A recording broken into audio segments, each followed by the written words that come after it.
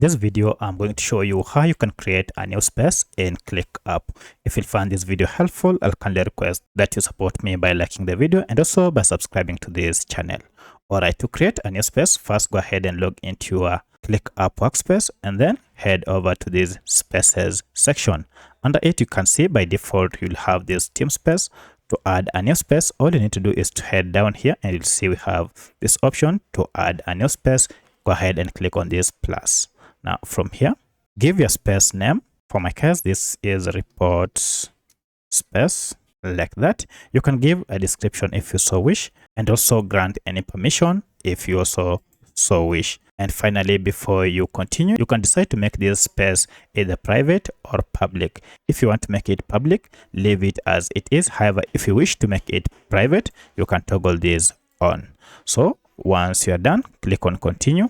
You can also customize for defaults by choosing any of this. For my case, I'll just leave it at that. You can also go ahead and define your workspace either for starter, marketing team, project management, or any other. Once you're done, go ahead and click on create. So I'll just click on create space. And now look at that. We have a new space called report space.